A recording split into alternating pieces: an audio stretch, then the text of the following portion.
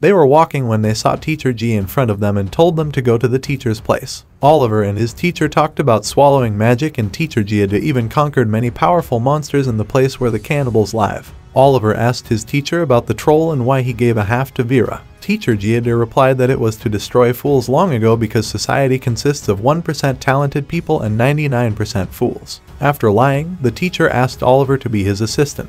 When Oliver asked where the teacher had gone last night, the teacher's face changed. Both fought. Oliver had seen the future, and most likely he would lose even though he fought many times. He must focus on what can bring him to victory. Finally, Oliver defeated his teacher, only to discover that the teacher was the one who had killed his mother 7 years ago. Now Oliver intends to exact revenge, inflicting upon his teacher 128 times the pain his mother had endured. First, by tearing, then by bending, all grievances forgiven. In the dead of night, a girl covered in wounds fled to the teacher who had attacked her mother from above. This was just one of the many painful memories. Seeing Oliver's face contorted with hatred towards the teacher, who was also his mother's murderer, perhaps stirred regret in him. However, a debt of blood must be repaid with blood. Finally, both cousins arrived. Suddenly, a girl named Anio appeared. It turns out she reported Vera to the chairman. Oliver's older brother made an inauguration ceremony for him and would lead until Oliver killed all the demons who betrayed and killed his mother. Oliver remembered all the faces and names who killed his mother, and Amai, the person his mother trusted when she was desperate, was the one who ended her life.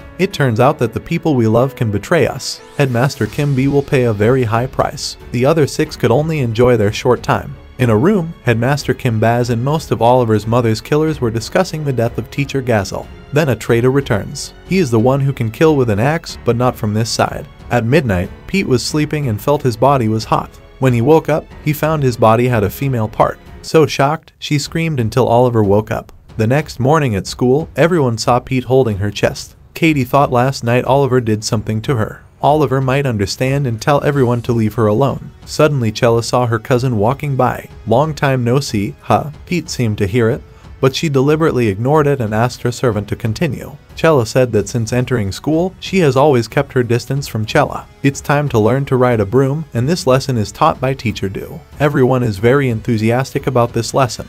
Half a year had just begun when Mr. Du-Tin asked if everyone was ready and then opened the door to welcome the students into the broom house. Surprisingly, these were not ordinary brooms but creatures that could be ridden. They had to be compatible, otherwise they wouldn't allow themselves to be ridden. Everyone was excited to see so many brooms liked by Nana. With Nana's magical powers, this was easily understood. Suddenly, Nana spotted a broom in the corner and Mr. Du-Tin remarked that it was the most fierce broom. After a brief conversation, the broom finally allowed Nana to ride it. Mr. Du-Tin looked at her with a surprised expression because he had tried many times without success, whereas Nana did it effortlessly. Everyone below was also astonished.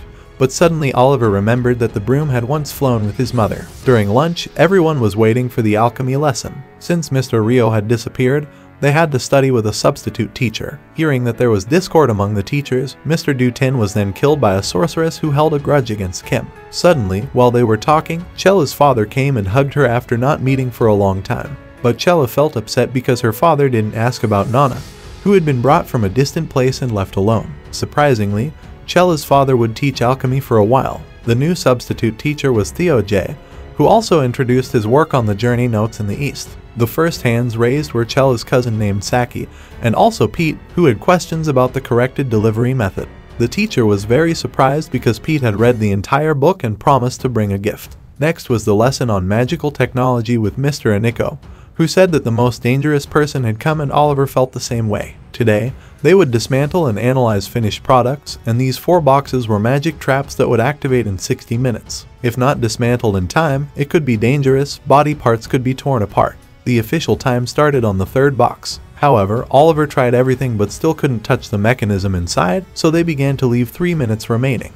Everyone went to their safe places, but Pete still held the mechanism whose time had expired and exploded. Oliver hugged Pete and got bitten by a snake, but it was okay because Oliver, who had lived in the village since childhood, knew how to deal with them. He poured water all over his body and let the electricity flow on the surface of his body so the snakes let go. Finally, because of their good performance on the first day, everyone received antidote candies for snake bites. After the lessons, Oliver wanted to talk to Pete about the changes that had happened to him. When Oliver touched Pete, he realized that Pete had changed gender. Pete said that after a strange dream last night, his male body parts had turned female. Oliver understood and said that Pete had a very rare ability even in the magical world. This was an extraordinary talent. Oliver congratulated Pete on his new talent and asked Pete to test his abilities. It turned out Pete was much stronger when female. Each gender had its advantages. Suddenly, Oliver's elder brother came in and he also knew about Pete's change, then invited him to meet at 8 p.m. at the meeting event.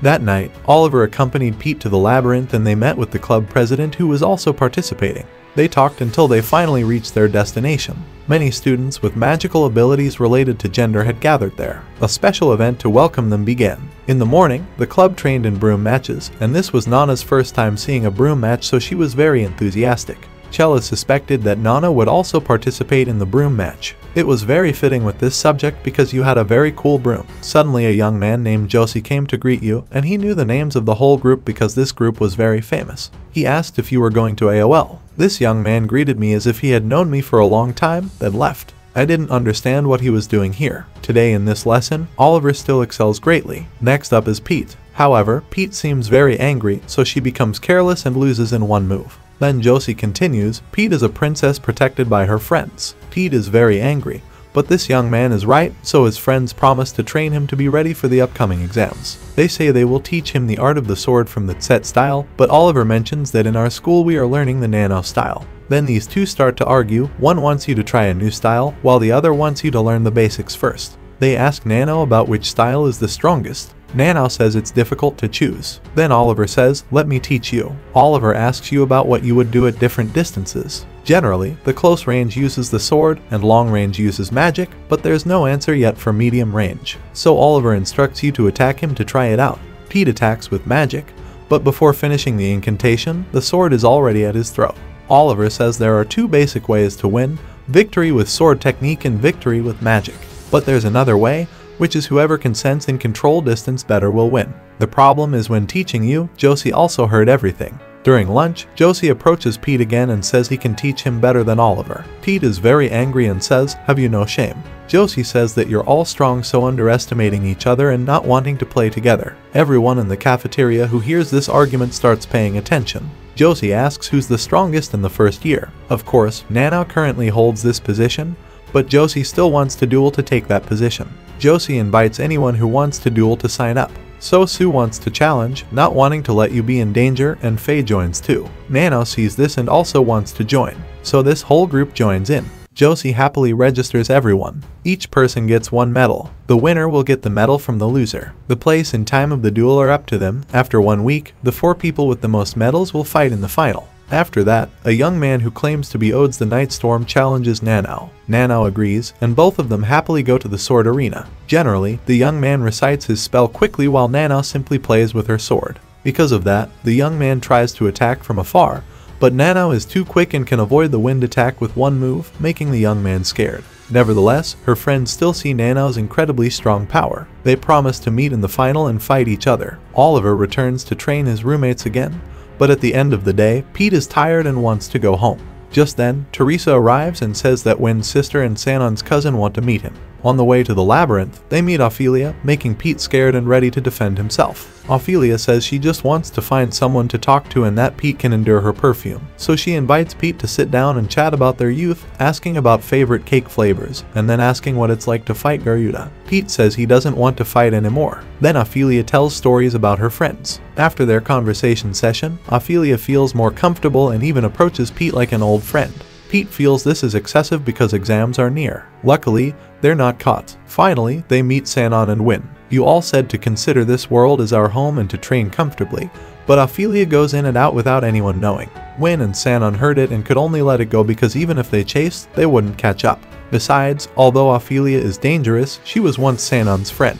Wynn asked if Oliver was sure about Nano's 7th demon sword. Oliver said he wasn't sure, but as a demon sword user, he could sense that Nano was the same. Moreover, Nano is like a magnet that can attract others to her. Even the crazy mother's broom relic is drawn to her. Oliver couldn't take his eyes off Nano. In short, you got hit by a love spell. Wynn said that attraction to a witch is important because Nano might change his life. Yes, change, but how that change would happen was still unknown. Wynn advised keeping feelings in his heart and being sincere with friends. In short, do you mean confessing love now will be rejected? Oliver felt that what Wynn said was true, bid farewell, and left, but someone followed him. Oliver immediately knew it was Josie. What grudge do I have with you? No, I'm just following you, Josie replied. Oliver asked why he kept attacking him from the outside. Josie reluctantly answered that he was jealous because everyone paid attention to Nanao. Even though Nanao was more famous and more adorable, Josie targeted Oliver. Generally, befriending someone too famous is also boring. Josie didn't want to beat around the bush and directly challenged Oliver to a sword duel without magic and with fewer spells to avoid killing.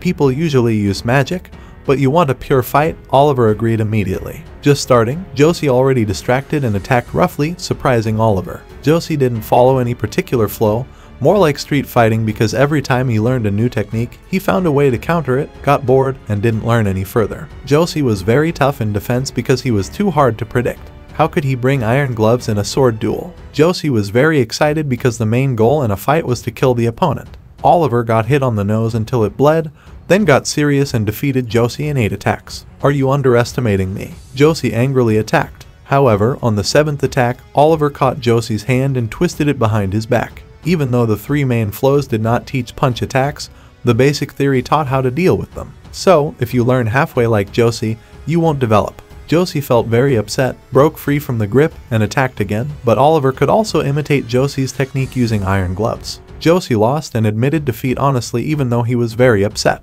Oliver praised Josie for having talent, but if he trained alone, he would stagnate. "As long as it can still be improved, relearn the basics," said Oliver. Josie got angry. "Why do you talk so much?" Oliver said, "I feel it's a shame about your talent. My talent only comes from learning from others in a structured way. Anyway, just go." Josie felt that learning in a structured way and remembering details to be fully applied is an extraordinary talent.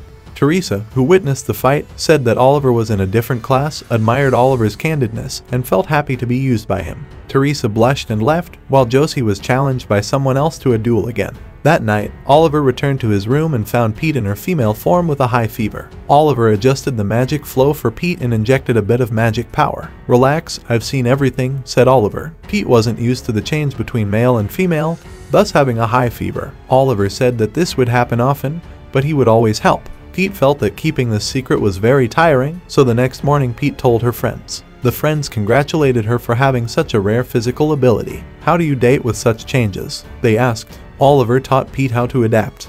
Where are your hands?" asked Pete. Since becoming someone with a changed gender, Pete has an additional internal organ that only female witches possess. This organ can store a large amount of female magical energy. When Pete runs out of magical energy, this organ will open to replenish her energy. Pete can practice opening and closing this organ to draw in magical energy as needed. Chella opened it once for Pete, and she felt as if she had just gained new strength. After hearing this, Nana also wanted to know if she had the same organ and asked Pete to check if she could store energy. Katie said that now that Pete is a girl, she should try wearing a skirt. At that moment, a young man named Josie arrived. After losing to Oliver, Josie kept losing repeatedly and felt very sad.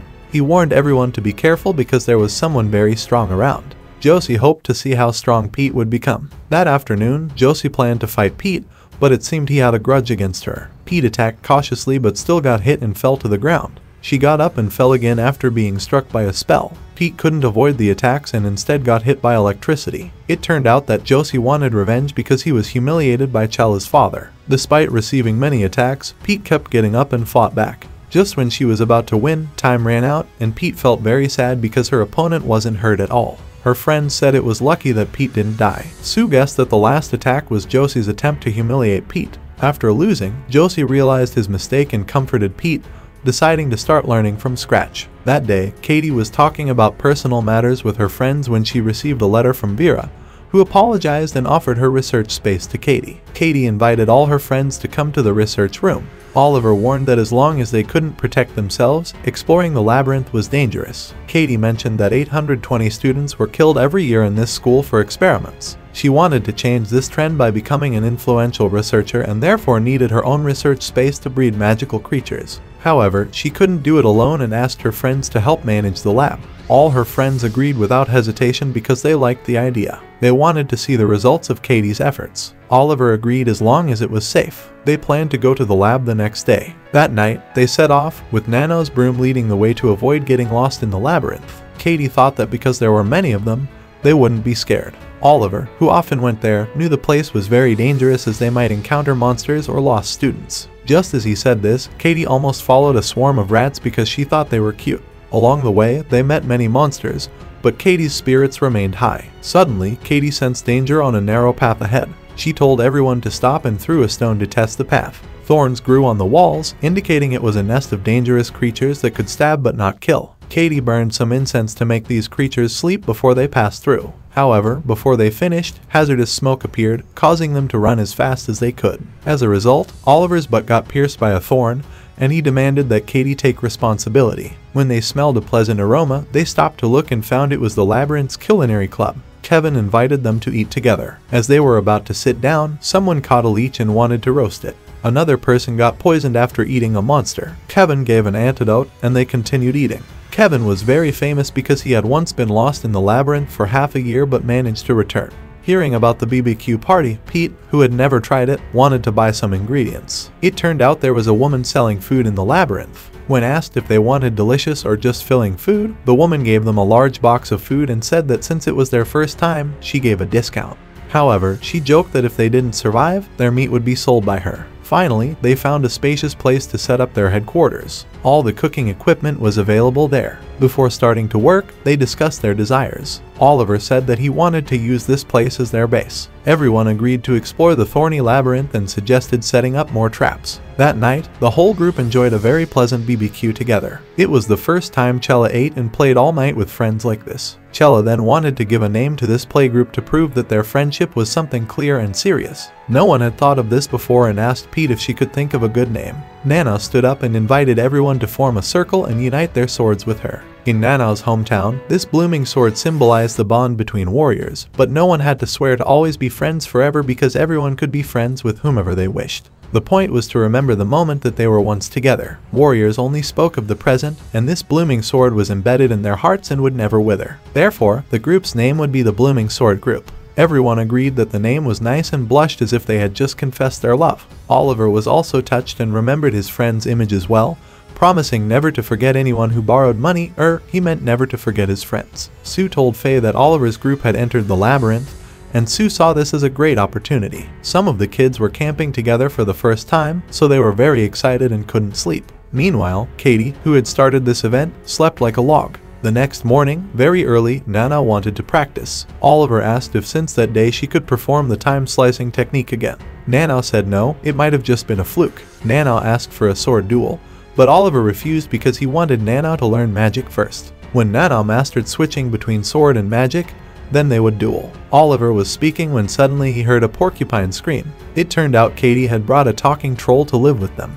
No wonder it was shocking to wake up and see this troll. This troll was brought by Vera. Vera said not to be afraid because now the troll had repented. Pete woke up startled and saw a hand moving by itself. It turned out Vera's hand healed itself after being injured. Vera said she saw potential in Katie, so she invested a little to gain a reputation later. The troll would be taken care of by Katie, and Katie even named the troll Mako. The troll knew Oliver because Katie often talked about Oliver's youth. Mako also knew Katie's friends. Katie asked if her brother's friends were also her friends. It was someone else who said that, but Oliver and everyone agreed to be friends with the troll. Vera then guided everyone to the nearest exit from the labyrinth. After that, they all decided to go deeper to explore. Ahead of them was a bone gate to the second level of the labyrinth. This place was called the Bustling Forest.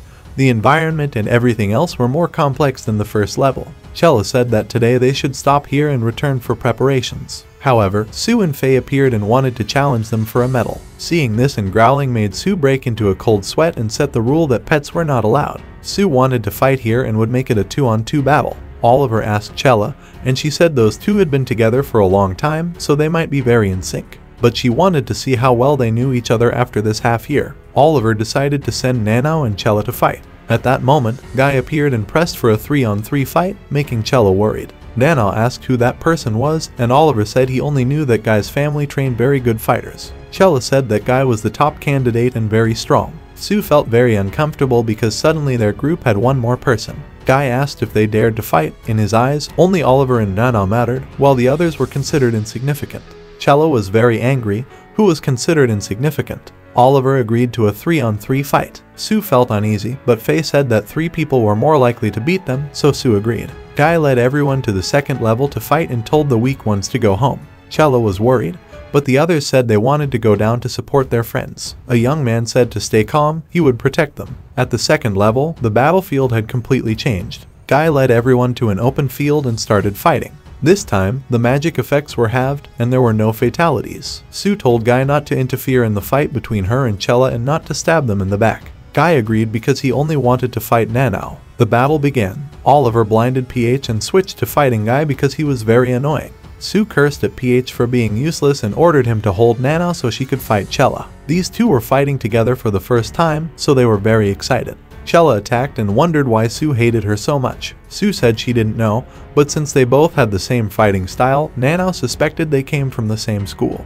PH said they had come from the same school since childhood. After that, he threw a fog and fled. Nanao laughed and chased him.